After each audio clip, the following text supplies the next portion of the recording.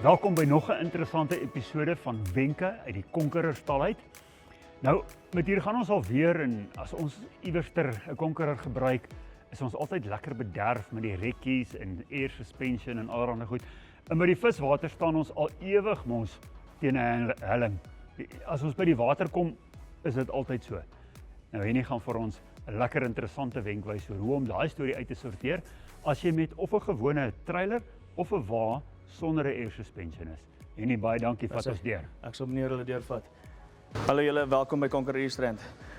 Nog 'n kamptip wat ons het vir julle. Kyk, as julle baie by viswaters is of by ongelyke kampterrein en jy het jou angle loop half op 'n slope af, daar is nie altyd 'n uitweg hoe om hom uit te level nie. Jy kan either as jy 'n air suspensie het wat baie goed werk om uit level met die air suspensie. As jy nie 'n air suspensie het nie, wat die ouens al gewoonlik doen, hulle blaas net die wiel af om aan die kant van waar die slope aan die hoë kant is.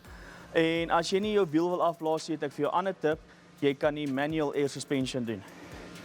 So die manual air suspension, jy kry jou graaf, jy maak vir jou 'n groot gat van die breedte of die lengte van jou wiel, maak jy vir jou gat aan die agterkant van op, omtrent so 50 tot 100 diep, bring jou wa terug, laat hy in die gat val en dan level hy jou wa uit, soos wat jy hom wil uitgelevel hê. Kyk, as hy bietjies te laag is aan die hoë kant, kan jy bietjie vorentoe trek, bietjie sand bygooi en so kan jy hom uitlevel sonder om enigiets seer te maak op jou wa en jy weet jou wa is uitgelevel, jy kan gemaklik en reguit lê in die aande. Dankie julle.